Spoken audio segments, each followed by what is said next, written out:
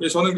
서울과학기술대학교에서 지금 이제 연구교수로 일을 하고 있고요. 작년부터 이제 제가 4차 산업혁명이라든지 이런 신기술 관련된 그런 논문들을 이제 작성을 지금 쭉 해오고 있습니다. 그리고 무엇보다 올해 초에 좀 제가 충격을 받았던 것은 이제 좀 전에 이제 부경대 엄경 교수도 말씀 주셨지만 이 사실 챗 GPT의 등장이 저는 우리 연구자들이 어떤 영향을 미칠지 대해서 좀 회의를 가지고 있는 그런 처음 입장이었었는데 사실 이제 챗 GPT를 제대로 활용하게 되면 생산성이 엄청나게 높아지는 그런 것들도 제가 몸소 이제 경험을 하다 보니까 이렇게 본인의 무조건적으로 이런 AI들의 활용들이 부정적으로만 볼 것이 아니라 실질적으로 이제 본인의 연구 역량이라든지 또는 이제 그 다른 가능성들을 활용할 수 있다는 측면에 있어서는 정말 이제 이런 AI적인 측면에서 우리가 앞으로 좀 더 많이 활용하고 좀 오픈된 마인드로 접근을 할 필요가 있겠다. 그런 생각들을 좀 이제 많이 요즘 체결을 하고 있습니다. 그래서 제가 오늘 그 발표를 할 주제는 4차 산업혁명과 관련 기술 관련해서 이제 일자리의 가능성에 대한 그런 연구에 대해서 실질적으로 우리가 어떠한 그 담론을 살펴볼 수 있을 것인가. 근데 그 담론의 주제는 결국은 일자리 창출 방안에 대한 그런 내용으로 우리가 한번 살펴볼 수 있다고 생각해 볼 수도 있겠습니다. 그래서 초록은 다음과 같이 이제 구성이 되어 있었고요. 그래서 이제 다들 아시다시피 4차 산업혁명이라고 해서 결국은 이제 다양한 신기술, 여기 지금 표현되고 있는 뭐 인공지능이라든지 로봇이라든지 자동화, 빅데이터 같은 IoT와 같은 이런 다양한 신기술적인 측면들에서 사실 노동 시장에 미친 영향들이 지대하다고 이제 이미 많은 보고서들과 연구들에서 나타나고 있었고, 그리고 이런 연구들에서 이제 기존적으로 이제 접근하고 있던 그런 측면들은 양적으로 실질적으로 노동시장 존재하고 있는 많은 일자리들이 사라질 수 있을 것이다. 그리고 실질적으로 신기술을 통해서 창출될 수 있는 그런 일자리들의 보완 수준이 감소되는 일자리에 대한 그런 부족분들을 대체할 수는 없다고 이런 식으로 이제 많이 보고되고 있는 것 같습니다. 하지만 사실은 이제 우리가 이런 트렌드를 살펴봤을 때 뭐 2차 산업혁명 때도 그렇고 3차 산업혁명 때도 그랬고 지금 나타나는 이 4차 산업혁명이라는 것이 결국 이렇게 하나의 그 글로벌 트렌드로서 결국은 이제 받아들이지 않으면은 도태될 수밖에 없는 그런 환경을 찾을 수밖에 없다. 그렇기 때문에 많은 그 국가들에서 이런 그 신기술을 활용한 다양한 또 제조업이나 제조업뿐만 아니라 서비스업에서 신기술을 활용한 그런 노동시장의 활용 방안들을 고려해보고 있는 것 같습니다. 그래서 제가 그 본 연구에서는 제가 따로 표로 보고는 하진 않았지만 스위스 이제 UBS에서 보고된 그런 일련의 자료들을 봤을 때 사실 이제 우리나라 같은 경우에는 4차 산업혁명 관련해 가지고 그렇게 그 경쟁력, 그러니까 4차 산업혁명 관련한 영향 수준들이 쭉 보고된 그런 데이터들이 있었는데 우리나라 같은 경우 그렇게 좀 높은 편이 아닌 것으로 지금 이미 확인되고 있었고, 그리고 지금 이제 문재인 정부에 있어서 이제 윤석열 정부까지 이제 다양한 정치적인 노력들을 제고하고 있지만 그럼에도 불구하고 아직까지 발목할 만한 그 정치적 성과들은 거두지 못했다. 이런 측면에서 조금 더 우리가 그 고민해볼 여지가 있는 그런 그런 부분이라고 생각을 하고 있습니다. 그래서 이제 이 제 연구에서는 실질적으로 이제 이런 그 담론을 위해서 어떻게 우리가 또 고려해볼 수 있을 것인가에 대한 그런 탐색적인 수준에서 연구라고 한번 보시면 좋을 것 같습니다. 네, 그럼 이제 먼저 서론부터 한번 말씀을 쭉 드리게 될 텐데요. 다들 아시다시피 이제 그 WEF 이제 회장으로 불리우는 이제 클라우스 슈밥 그 회장님 같은 경우에는 사실 이제 이런 4차 산업혁명 같은 경우 4차 산업혁명을 쭉 서두에 설명을 하시면서 이런 것들에 대해서 우리도 이제 예측을 하는 것이 상당히 어렵고 이제 CEO들뿐만 아니라 비즈니스맨이나 다양한 정책적인 전문가들도 결국은 이 4차 산업혁명이 가져올 그 기대와 효과들을 어떻게 예측할 수 있고 어떻게 예측할 수 있냐에 대한 그런 부분을 중요하게 생각을 하고 있지만 실질적으로 이에 대한 이제 그 엄밀한 수준에서, 그러니까 정밀한 수준에서 예측이 어렵다는 이제 이런 말들을 많이 했습니다. 그래서 무엇보다 이런 그 보건 내용들을 쭉 봤을 때 우리가 조금 이제 내놓으라 할 수 있는 좀 이제 이 분야의 전문직을 가지고 있으신 분들, 이런 분들에 대해서 이제 어떤 예측을 해봤는데 실질적으로 이렇게 세계적으로 뭔가 불평등이 가속화될 수 있는, 그러니까 4차 산업혁명을 뭔가 잘 받아들이고 잘 수용하는 국가에 있어서는 이제 보다 이제 경쟁력이라든지 또는 이제 신기술의 활용률이 높아지기 때문에 보다 이제 그 나라가 성장할 수 있는 계기가 될 수도 있겠지만 그럼에도 불구하고 뭐 개발성국이라든지 뭐 중저개발국이라든지 우리가 알고 있는 이른바 좀 이제 미들인컴 레벨에 속하는 그런 국가들 같은 경우는 사실 이런 4차 산업혁명 관련된 대응을 확실히 못할 가능성이 높습니다. 그렇기 때문에 이런 국가들과 이미 사다리를 올라간 그 국가들 간에 이런 그 경제 격차들이 엄청나게 또 증가할 수 있는 그런 가능성들을 이미 목격을 해왔었고 그런 것들이 좀 중요하기 때문에 어떻게 하면 4차 산업혁명에 따른 이 그 불평등 확산을 조금 더 방지할 수 있을 것인가, 그런 부분에 있어가지고 이제 많은 논의들이 이미 이루어져 왔습니다. 그래서 이제 그 무엇보다 이 클라우스 슈밥 회장이 저도 이제 그 연구를 하면서 알게 됐는데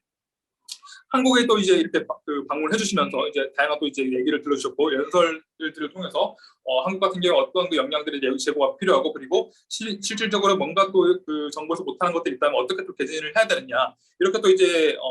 한국 방문을 통해서 2017년도쯤에였던 것 같은데 그때 또 이제 신기술 관련 이런 내용들을 많이 또 전달해 주신 걸로 알고 있습니다. 그래서 이 4차 산업혁명이라는 것은 결국 최근에도 이제 많은 연구들이 되고 있지만 이렇게 이제 우리가 뭔가 미래 경제에 대한 불확실성을 어떻게 좀 더 이제 완화시킬 수 있을 것이고 그리고 이런 불확실성에 대한 완화를 통해서 실질적으로 사회적으로 나타날 수 있는 파급 효과 또는 영향이라든지 이런 기대들에 대해서 어떻게 우리가 좀 마주할 수 있을 것인가에 대한 그런 논의들이 또 세계적으로 이루어지고 있습니다. 결국 이제 이런 연구들이 또 이루어질 수밖에 없는 것은 우리도 이렇게 4차 산업혁명이 그렇게 중요하고 뭔가 사회적으로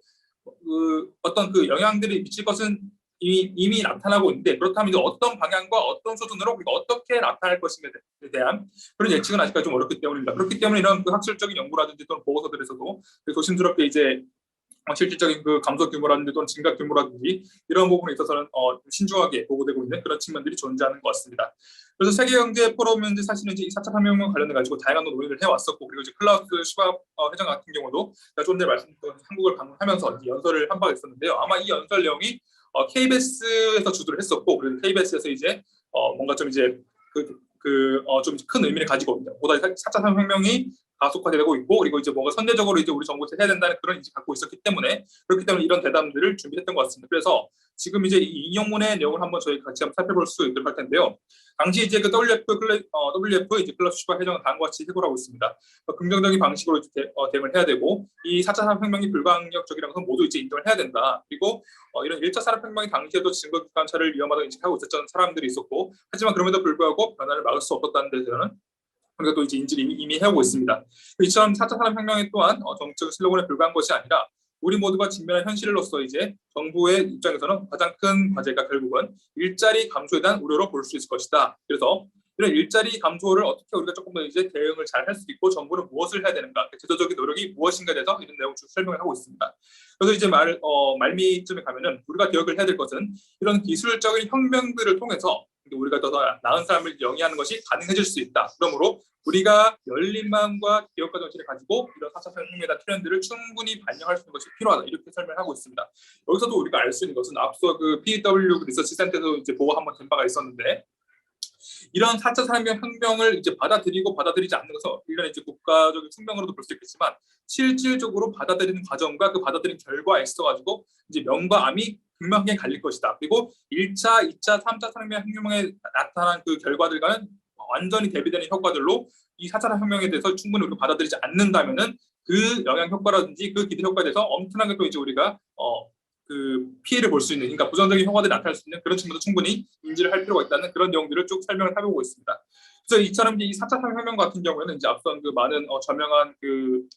사회적으로 지위가 높은 이 회장님 같은 경우도 그렇고 그리고 이제 PW 리서치 센터의 결과들도 그렇고 결국은 이렇게 뭔가 추세적으로 거스를 수 없기 때문에 우리가 이미 선제적으로 대응을 해야 될 필요가 있다는 그런 인식들은 이미 많이 나와 있었습니다. 그렇기 때문에 이미 서구권 사회 같은 경우는 우리가 잘 알고 있는 유럽이나 이제 미국이나 이제 캐나다나 뉴질랜드 같은 그런 OECD 선진국 같은 경우에는 우리나라뿐만 아니라 이렇게 어떻게 하면 대응할 수 있을 것인가 이미 체계적인 논의들이 다 이루어지고 있었고 그리고 제도적으로도 많은 노력들이 되고 있음에도 불구하고 아직까지 그에 대한 그 엄밀한 수준, 세부 과제라든지 세부 전략을 우리가 구성하는 데 있어서는 조금 더 이제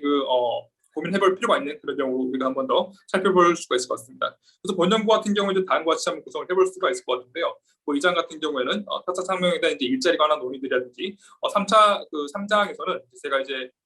기존에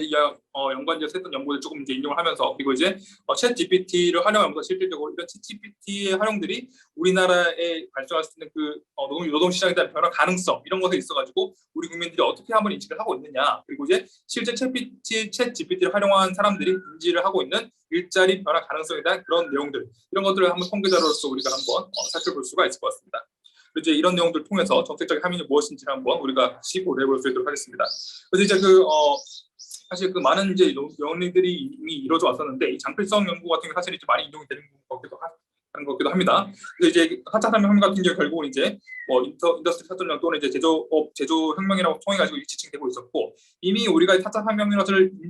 인지하기 전에 이제 많은 연구자들이 이미 이것을 어떻게 정의를 하고 어떻게 개념화할 것인가에 대한 그런 논의들이 충분히 이루어져 왔던 것 같습니다. 그래서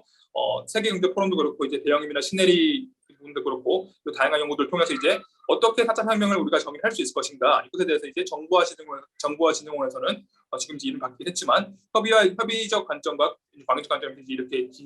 개념을 시키고 있고, 우리가 보다 주목을 할 것은 이제 광의의 개념인 것 같습니다. 그래서 협의의 개념들은 연구자들마다 어떻게 좀 접근을 따르려 가지고 좀 차이가 날 수 있기 때문에, 그렇다면 이제 광의적인 개념, 그러니까 넓은 의미에서 그렇다면은 우리가 어떻게 이 4차 혁명을 바로 접근할 수 있을 것인가, 이걸 한번 살펴볼 수가 있을 것 같은데요. 그래서 넓은 의미의 개념으로서는 소비와 제조와 유통 서비스 이런 전 과정을 이제 인터넷으로 연결시킨 지능형 시스템이다. 그리고 소비자 스마트 기기와 생산자의 스마트 공장이 연결돼서 소비자 공장 사업 서비스 총체적인 선언 관계로서 이렇게 이제 스마트 공장을 직접적으로 관리할 수 있는 그런 개념으로서 우리가 한번 이해해볼 수가 있을 것 같습니다. 그래서 앞서 발표해 주신 부경대 엄경 교수님도 말씀드렸듯이 결국 연결성, 이 커넥티비티라는 개념들이 4차 산업혁명 주요하게 녹아드는 그런 개념으로서 우리가 한번 더 이해를 해볼 수가 있을 것 같습니다. 그리고 나서 이제 이 4차 제가 말씀드린 4차 산업혁명 효과에 대해서 한번 더 말씀드릴 수가 있을 것 같은데, 결국은 이제 앞서 말씀드렸던 것처럼 이 4차 산업혁명을 얼마나 수용하고 얼마나 활용하에 따라서 이제 국가들마다 그 영향 수준이라든지 그 기대 효과들이 달라질 수 있다는 것을 충분히 이제 인지를 할 필요가 있을 거고, 그리고 무엇보다 이제 제가 또 주목을 해야 될 측면들은 노동시장의 변화에 있어가지고 4차 산업혁명이 반드시 무조건적으로 이제 부정적인 결과만을 창출한 것은 아니며, 그리고 이제 노동시장에서 이제 어떤 특정 부분들, 이를테면 이제 이 노동자들이 숙련 부분에 속해 있느냐, 또는 저숙련이라든지 중저숙련이라든지 고숙련 부분의 특화에 따라 가지고 그 노동시장의 변화들이 충분히 달라질 수 있다는 측면들, 이것도 함께 우리가 고려를 해볼 수가 있을 것 같습니다. 그래서 이를테면 이제 저숙련 노동자 임금은 충분히 이제 하락할 필요가 있을 것이죠. 왜냐하면 이미 이제 4차 혁명이 충분히 자동화라든지 또는 이제 인공지능이라든지 또는 이제 다양한 IoT 시스템을 통해서 실질적으로 이제 임금이 더 이상 이제 이 사람들을 고용해 볼 필요가 없게 되니까 자동화들이 많이 나타나게 될 것이고, 이런 자동화 시스템들이 실질적으로 지금 이제 우리가 일련의 그 제조업 부분에 종사하고 있는 많은 그 노동자분들께서 일자리를 이제 잃을 수 있다는 측면들, 이것들이 이제 우리가 이미 이제 예측을 할 수가 있었던 것 같습니다. 그럼에도 불구하고 또 한 가지 사례를 보게 되면은 이제 독일의 사례를 우리가 한번 살펴볼 수가 있을 것 같은데, 사실 독일 같은 경우에 이제 아디다스 이제 아디다스 이제 그 창출기도 하지만, 이 아디다스 이제 그 자동화를 실질적으로 좀 이제 의도적으로 지연시키고 이제 의도적으로 이것을 조금 더 이제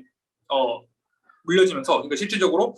4차 산업혁명에서 이제 아디다스가 충분히 경쟁력을 잃어갈 수 있는 상황임에도 불구하고 충분히 노동자들과의 협업들을 통해서 아직까지도 이제 한 가지 또 베스트 프랙티스로 인정이 되고 있습니다. 그렇기 때문에 이제 많은 그 우리나라 공무원들도 그렇고 노동자분들이 이제 이 아디다스 본사를 방문을 하면서 어떻게 하면 이제 이렇게 이제 글로벌 트렌드가 가속화되는 상황에서 노동자들이 감소시키지 않고 충분히 아직까지도 이런 산업의 경쟁력을 유지할 수 있느냐, 이런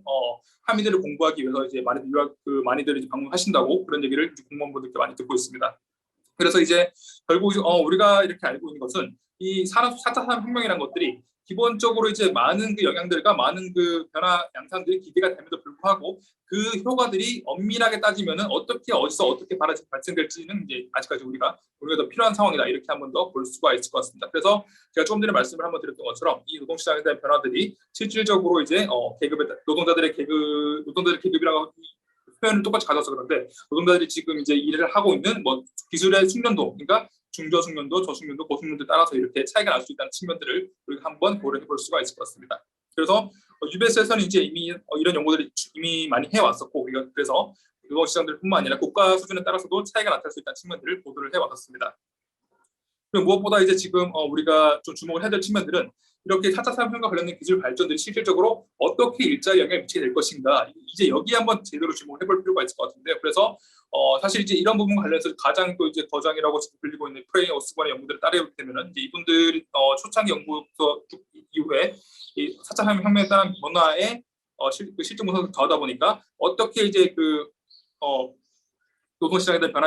변화 추정치들을 우리가 계산해 볼 수 있을 것인가, 이제 이런 연구들을 통해서 이제 일련의 그 스타 연구들이 한번 발생한 그런 개념으로서 우리가 한번 더 살펴볼 수가 있을 것 같은데요. 그래서 이 연구에 따르게 되면은 기술 발전이라든지 혁신에 따라서 많은 직업들이 일단은 컴퓨터화 될 수 있다. 그러니까 컴퓨터 된다, 결국 자동화를 통해서 이제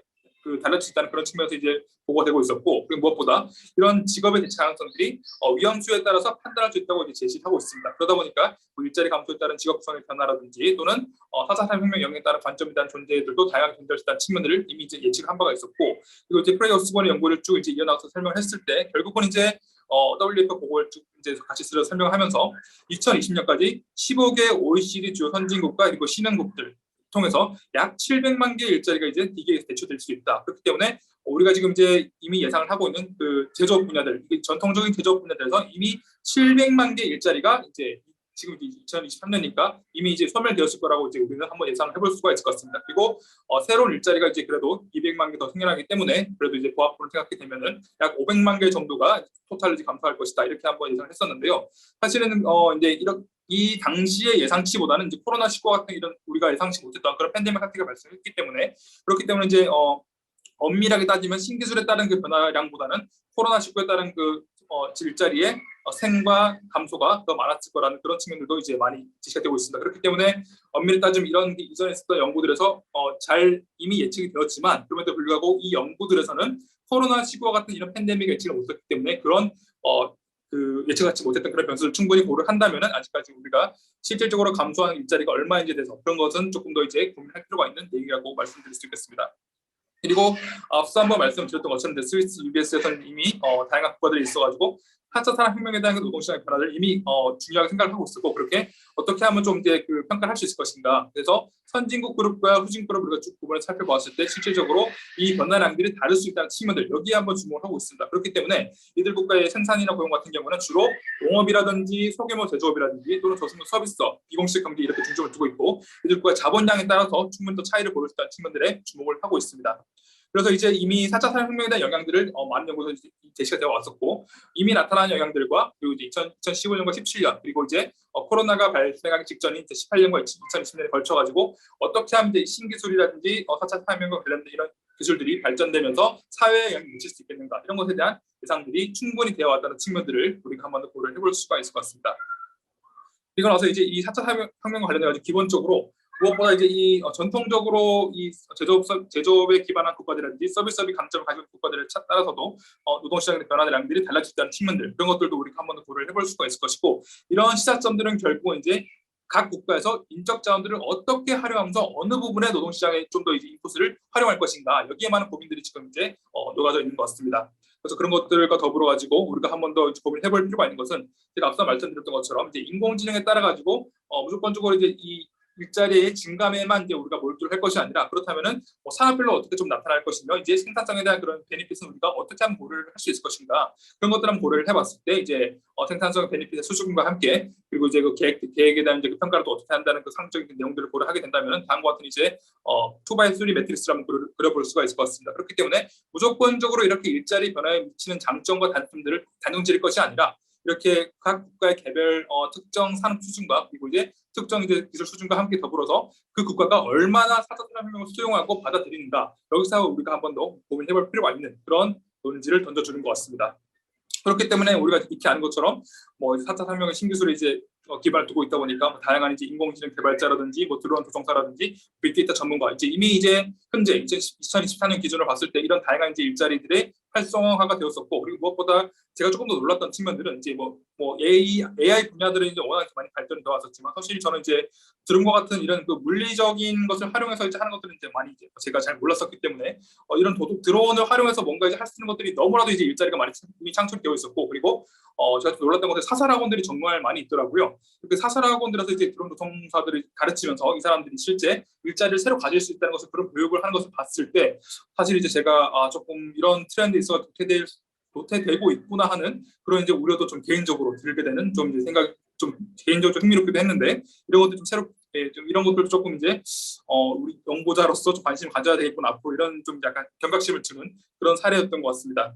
그래서 이제 우리가 4차 산업혁명 이론적으로 본다 결국 정리를 해본다면은 이렇게 4차 산업혁명이 무조건적으로 이제 부정적인 거기나 또는 긍정적인 그런 그 일방향적인 결과만을 제시하는 것이 아니라 우리가 고려할 수 있는 다양한 변수들을 고려를 하면서 실질적으로 얼마나 그 실질 노동시장의 변화에 일자리 또는 이제 일자리 창출의 변화에 그 추정치를 구체적으로 좀 살펴볼 수 있을 것인가 여기에 한 번 더 우리가 포커스를 두고 접근을 해볼 필요가 있다 이렇게 한 번 더 말씀을 드릴 수가 있겠습니다. 자, 그렇다면 이제 우리 3장에서는 신기술에 대한 일자리 대체 가능성을 한 번 더 살펴볼 수 있도록 할 텐데요. 그래서 저는 이제 지금까지 제가 공부를 해오면서 그리고 이제 논문을 써오면서 다른 연구에서 좀 제가 했던 것들을 같이 소개를 드리면서 중요한 내용들이 있기 때문에 한번 이제 그 트렌드라든지 변화 양상들을 살펴볼 수 있도록 하겠습니다. 그래서 이제 먼저 표 5번을 보시게 되면 이제 이미 2016년 고용정보원에서 이제 발표한 자료들인데요. 그래서 이제 기준연도를 대비해가지고 기준연도가 이제 아마 7년도나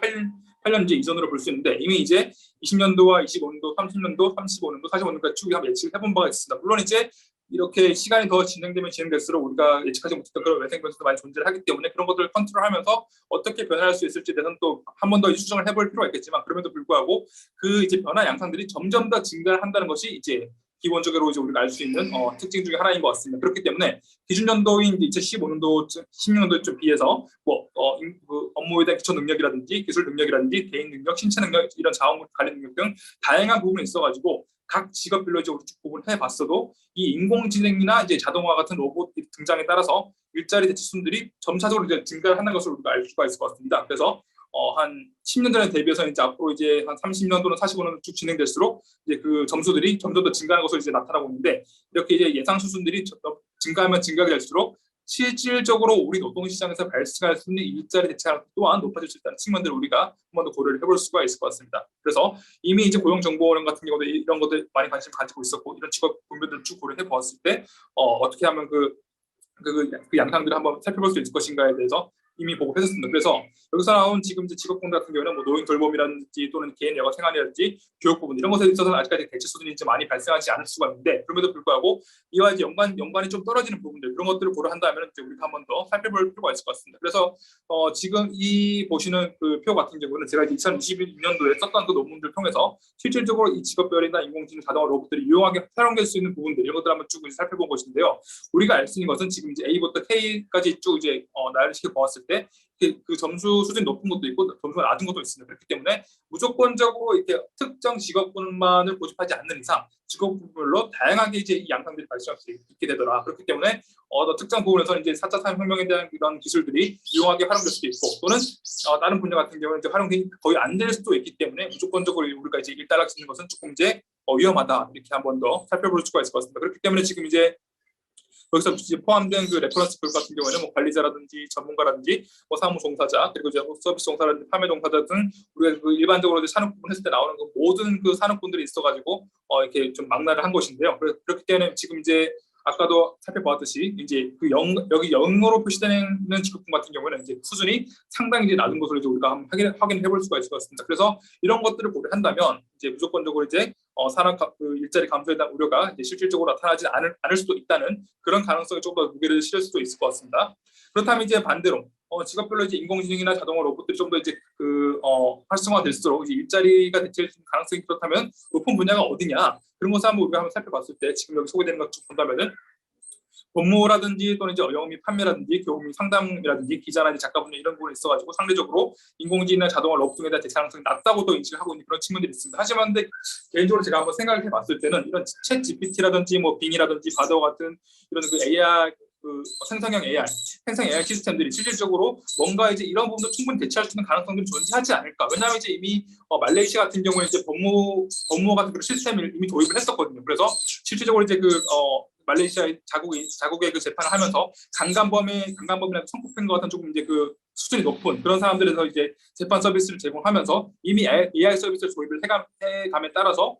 글로벌적으로 조금 이제 이슈가 됐던 그런 상황들도 있습니다. 그렇기 때문에 그런 것을 고려하게 된다면은 지금 이제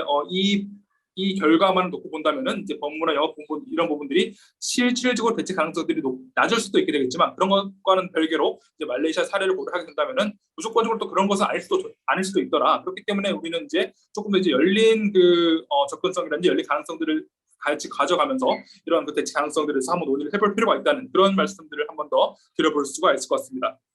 그리고 이제 제가 조금 더 이제 주목해서 살펴본 내용들은 이제 챗 GPT와 같은 그런 내용들인데요. 그래서 챗 GPT를 최근에 이제 많이 이제 이슈가 되고 있기 때문에 그래서 실질적으로 챗 GPT를 우리 국민 같은 게 어떻게 좀 인식하고 있으면서 실질적으로 챗 GPT를 활용해감에 따라서 직업 분별의 변화에 따른 그러니까 일자리 가능성은 그렇다면 이제 어떻게 영향을 미칠 수 있느냐에 대한 그 결과들에 대해서 한번 살펴본 것입니다. 물론 이제 이것들은 전문가에 대한 그런 인식 조사가 아니기 때문에 이제 제한적으로 우리가 한번 해볼 수는 있게 되겠지만 그럼에도 불구하고 일반적으로 우리 국민들이 인식하는 챗 GPT라는 것이 우리가 한 번 더 살펴볼 수 있는 여지가 존재하기 때문에 그런 것들도 중요하게 볼 필요가 있었던 것 같습니다. 그래서 대체적으로 이제 여기 지금 소개되고 있는 것처럼 뭐 개발자라든지 프로그램에 대한 관한 일자리 가능성에 대한 그런 것들을 봤을 때 대체가 되지 않는다는 인식이 한 3할 정도 그리고 대체가 가능할 수 있다는 것이 한 6할 정도, 6한 7할 정도로 소개가 되고 있는데요. 그래서 10명 중에 한 6명에서 7명 정도는 대체가 가능할 수도 있게 되더라. 그리고 10명 중 한 3명 정도는 그렇지 않을 것이라고 이제 응답하고 있습니다. 그래서 일반적인 국민들의 인식이 이 정도라면은 아마 전문가 인식들은 이제 8대2, 한 9대1 정도로 우리가 볼 수 있지 않을까. 그만큼 챗 GPT와 관련된 그런 부분들, 그리고 챗 GPT에서 활용을 통해서 실제로 일자리 변화 가능성이 있는 그런 것들을 고려하게 된다면은 국민들에 비해서 아마 전문가 분들을 모셔가지고 이제 이렇게 조사를 해보게 된다면은 더 높은 가능성들을 보여주지 않을까 하는 그런 생각을 볼 수가 있을 것 같습니다. 그리고 아무래도 이제 연령별로 쭉 보게 됐을 때 30대가 가장 크게 이제 인식을 하고 있었고, 상대적으로 이제 20대가 이제 이 대체 가능성이 낮다고 이제 인식을 하고 있어요. 저는 사실 이런 결과들 조금 더 이제 흥미로웠던 게, 가장 이제 신기술을 좀 이제 트렌드하게 좀 받아들이고 이제 이런 기술을 활용할 수 있는 그룹들이 좀 이제 상대적으로 이제 그 젊은 세대, 그러니까 MZ세대로 볼 수 있는 20대층으로 볼 수 있는데, 20대층이 상대적으로 이렇게 좀 낮게 나타나는 친구들이 왜 그럴까 하는 그런 고민들이 조금 더 개인적으로 들게 되었습니다. 그리고 제가 그 학교에서 강의를 하면서 학생들에게 이제 항상 말하기를 중간고사와 기말고사에 이 챗 GPT 같은 이런 생성형 AI를 통해서 이제 만약에 이제 너네들이 과제물이나 이걸 작성했을 경우에는 가차없이 진짜 내가 빵점을 줄 테니까 절대 이런 것을 무분별하게 활용하지 말라고 이렇게 한번 언지를 한 적이 있는데, 그래서 이제 결과물들을 보게 되니까 학생들은 챗 GPT를 활용해서 작성한 것 같지는 않았습니다. 왜냐하면 이제 제가 이제 그 학생들의 그 스타일을 어느 정도 알았기 때문에, 그렇기 때문에 이제 이런 챗 GPT를 활용해서는 안 한 것으로 인식을 하고 있지만, 그럼에도 불구하고 좀 이제 좀 웃긴 얘기를 하지만 저는 이제 이런 챗 GPT를 활용해서 연구에 또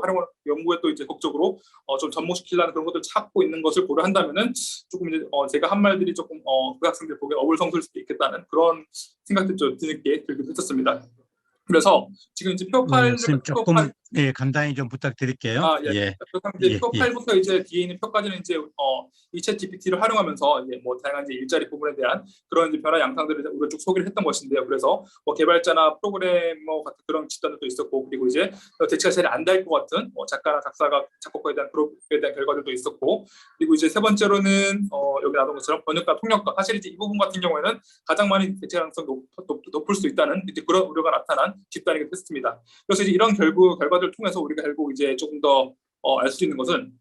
그 대체 가능성들이 다양하게 존재하고 있고, 어떤 특정 그룹은 대체 가능성이 상당히 높게 나타나게 되지만 그렇지 않은 그룹도 있다는 것을 우리가 충분히 이해를 해볼 필요가 있을 것 같습니다. 그래서 이제 이런 내용들을 통해서 우리가 결국 알 수 있는 것은 기술 발전이라든지 또는 이제 신기술의 변화에 따른 이제 사회적인 영향들, 그 사회적 영향들이 가장 우리가 주목을 해왔던 것이 결국 이제 고용과 같은 일자리 창출에 대한 그런 문제들이었는데요. 이런 문제들을 이미 우리가 논의를 쭉 해오면서 결국은 이제 사회적인 트렌드로서 우리가 부정할 수 없는 것은 맞다. 그리고 이런 것들을 좇을 수밖에 없다는 것을 이미 인지를 해왔었기 때문에, 그렇다면 어떻게 어느 정도로 제도적으로 이것을 받아들일 것인가, 그리고 제도적으로 만약에 받아들일 수 있다면은 어느 정도까지 정부가 개입을 해 나가면서 정책적으로 이와 관련된 기술의 혁신이라든지 이와 관련된 기업들의 지원을 우리가 또 이제 고려해볼 수 있을 것인가, 여기에 한번 포커스를 맞추고 살펴볼 필요가 있다고 생각하고 있습니다. 시간이 너무 이제 많이 지체되었기 때문에 여기까지 제가 발표를 하고 마치도록 하겠습니다. 네, 발표에 감사드립니다. 예, 박사님 감사합니다. 오늘 그 박사님 발표를 보니까 10년 뒤에는 로봇 대체 수준이 거의 한 2배로 늘어나네요. 일자리가요. 상당히 심각한 문제. 예, 앞으로 이제 오늘 엄기현 선생님 발표도 있었습니다만은 인문사회 학계 전체가 굉장히 진지하게 고민해야 될 그런 문제인 것 같습니다. 그래서 어떻게 하면은 늘 우리가 하는 얘기입니다만은 인간이 자기 역할을 할 수 있는가. 또 뒤에 보면 이제 또 다른 분들은 그 인간이라는 존재에 대해서도 재정의를 해야 된다는 그런 발표도 있고요. 예, 박권 선생님 대단히 감사합니다. 예.